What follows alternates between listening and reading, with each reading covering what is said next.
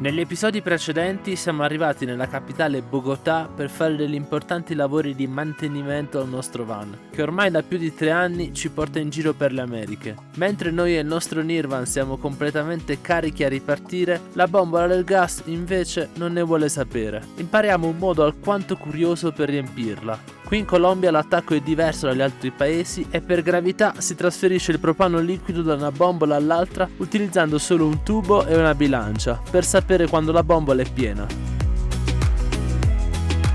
Siamo Carlo e Serena e questa è la nostra casa su ruote. L'abbiamo spedita dall'Italia al Canada per realizzare il nostro grande sogno, percorrere la Panamericana, la strada che unisce Alaska e Argentina.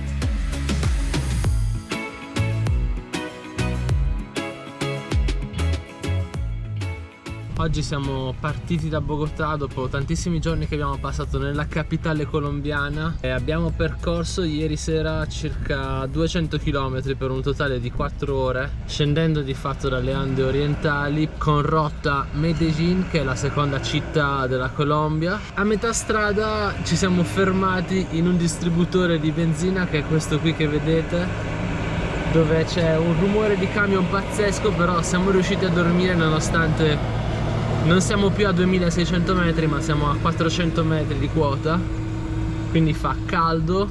Siamo sulla valle del Rio Magdalena, che è il fiume più importante della Colombia. Adesso vi faccio vedere un po' l'area di servizio, perché contrariamente a quanto si possa pensare, anche in Colombia ci sono delle aree di servizio veramente belle.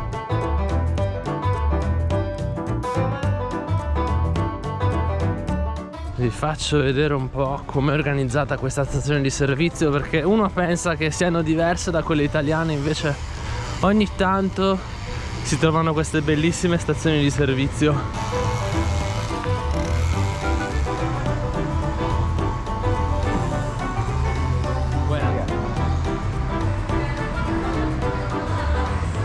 Adesso vi faccio vedere un po' i bagni e le docce, perché questa stazione di servizio ha anche le docce.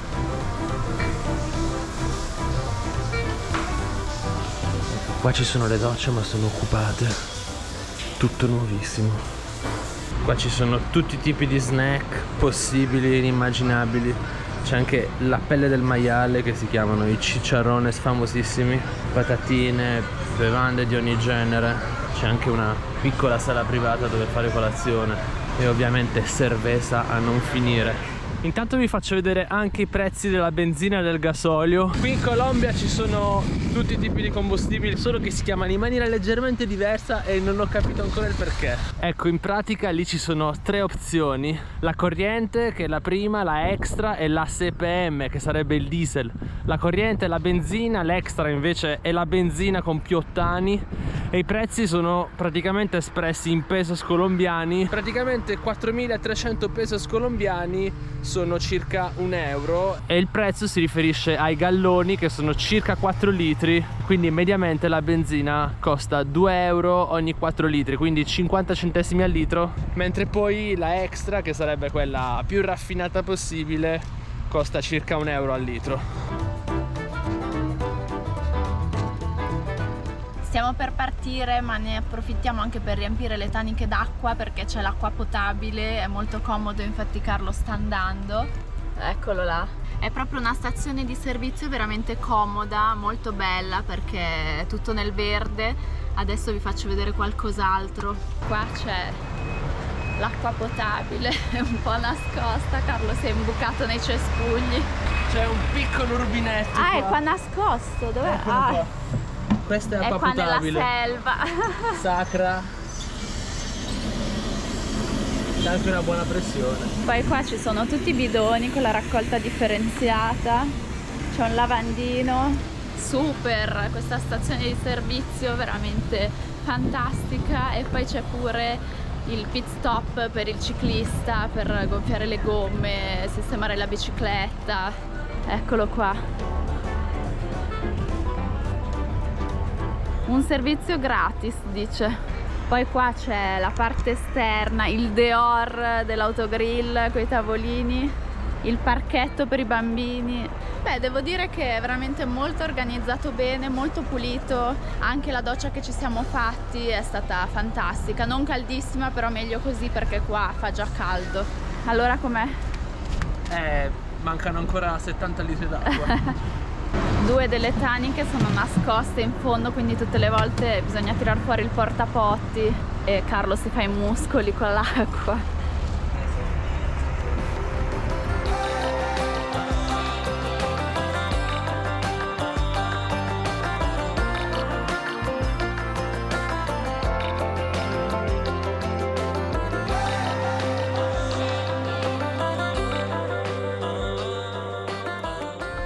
Andando verso Medellin e qua inizia tutta la zona di Pablo Escobar, vabbè che un po' tutta la Colombia era sua perché aveva tantissime case, ville.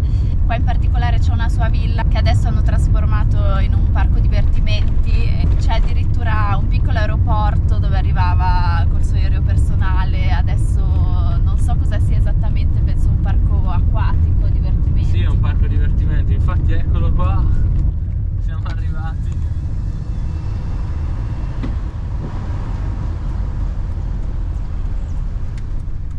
Zona coworking addirittura. Hacienda Nápoles, ragazzi, è un parco enorme, è la sua finca, veramente sono tantissimi ettari. Abbiamo chiesto e in pratica dentro ci sono animali, piscine, c'è un piccolo museo dedicato a Pablo Escobar, però diciamo che spendere soldi per vedere un suo aereo non è che ci interessi più di tanto, anche se comunque sono cose curiose da vedere. Magari più avanti sicuramente ci sarà altro di suo perché questa zona era tutta sua.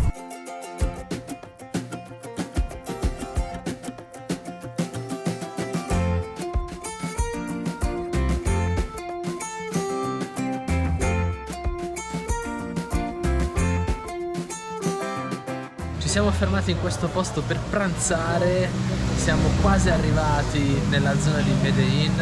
Adesso vi facciamo vedere che cosa mangiamo. Io ho preso questo caldo di carne, che sarebbe tipo un brodo con patate e carne appunto. Poi da bere c'è questa bevanda nuova che si chiama Claro, come l'operatore telefonico, e non è molto buona. Non sa praticamente di niente, è fatta col mais. Penso che la riprenderò. Un battido di maracuja più grande di lei. No, bisogna bere, qua fa caldo, bisogna idratarsi. Sembra un boccale di birra. Amacona per stendersi dopo il pranzo. Ci tenevo a dire che questo è il miglior brodo di carne che abbia mai mangiato qui in Colombia. È veramente super saporito. Poi abbiamo fettina di carne, fettazza di platano fritto, uovo, sotto c'è il riso, pomodoro, cipolla e immancabili fagioli antiochiani.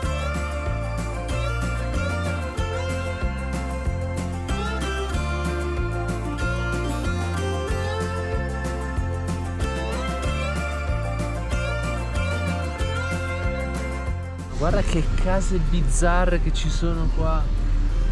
Quanti posticini tutti curati, pieni di fiori.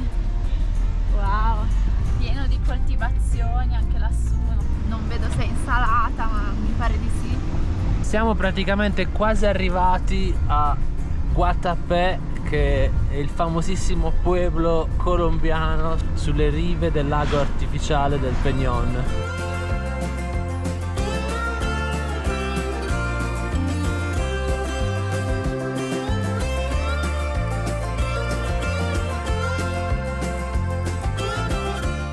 Quella che stiamo attraversando è la Piedra del Peñol e domani ci saliremo 700 scalini e passa.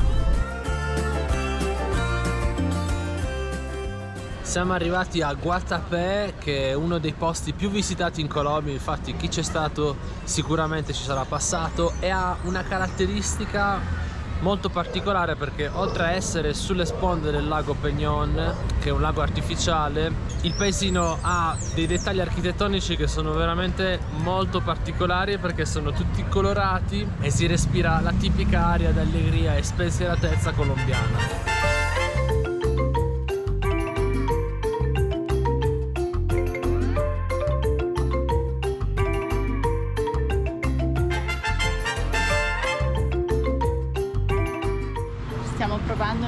Bourgogne, che è un dolce tipico fatto ovviamente di meringa con dentro la crema e la frutta. Vediamo com'è. Ecco, qui ce lo sta preparando. Fantastico. Noi non possiamo mai Gracias. stare senza dolci. Esta salsita es totalmente artesanal, la hacemos acá Wow! mismo. El color que tiene es por la mora y la fresa, pero no tiene colorante, no tiene nada de químico.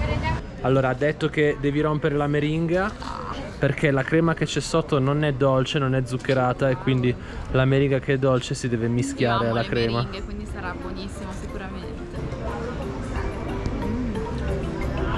Wow.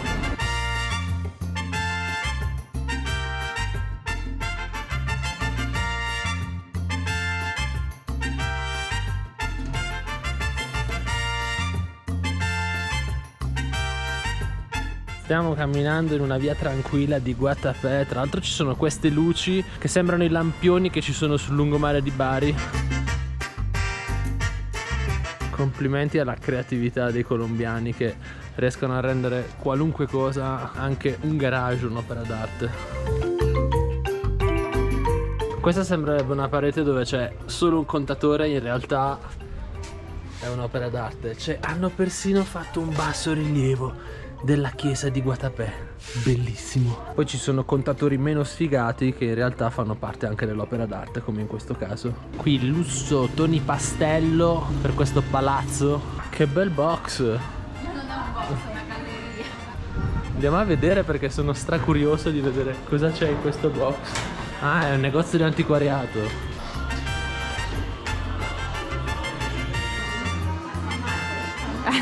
Ma che tamarro, no? Prendi? Forse.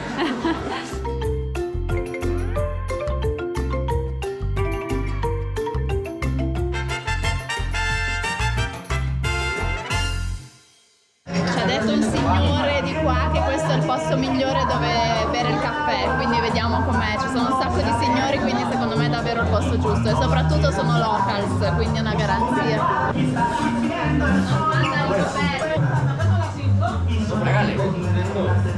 Es el mejor tinto del pueblo esto. El de acá. El más rico. Más rico, sì. La tazza sembra quella del cappuccino in porcellana disegnata, però vi posso assicurare che il caffè è top, vero? E 30 centesimi questo caffè. Contro la crisi.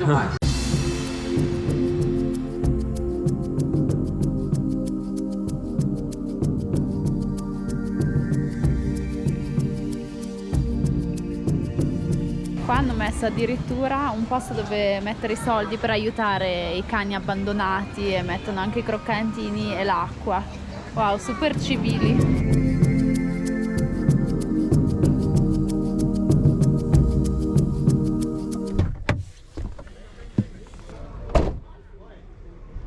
Buongiorno, oggi siamo alla Piedra del Peñol e ci accingeremo a salire i più di 700 scalini che ci sono qua.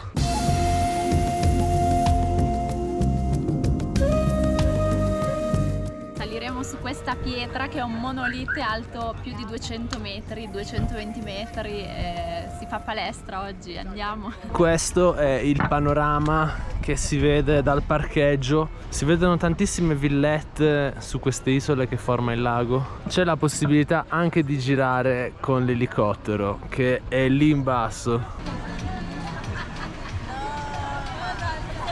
Noi dobbiamo arrivare lì su. Gracias. Qui ci sono un po' di dati interessanti. La pietra è alta 200 metri e ha un volume di 22 milioni di metri cubi per 3000 kg a metro cubo, che è il peso del granito. Pazzesco. E le scale sono 659.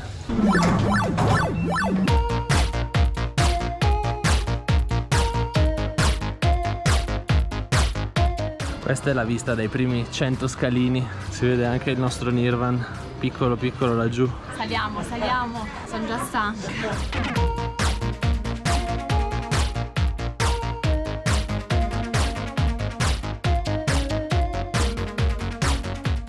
75 scalini all'arrivo. Vai Sere, vai. Da qui si vede che il lago è totalmente artificiale. Infatti lì giù c'è una piccola diga. Quando hanno riempito il lago poi si sono formate tutte queste piccole isole, perché ci sono queste colline che caratterizzano questa zona.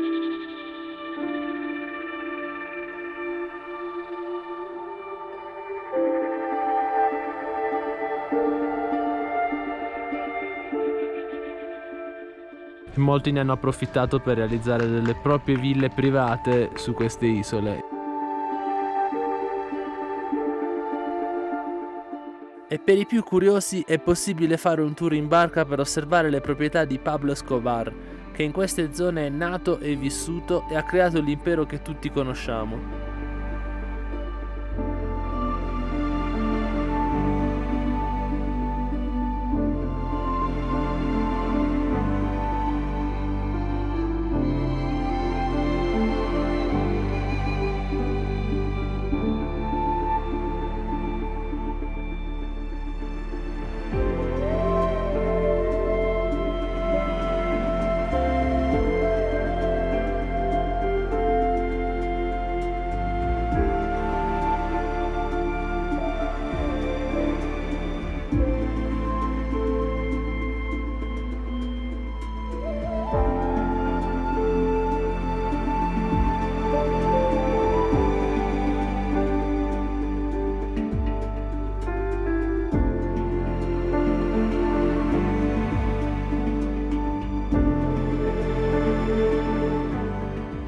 Il sole sta calando e noi dobbiamo rimetterci in viaggio. A pochi chilometri da Guatapé c'è la seconda città più grande della Colombia.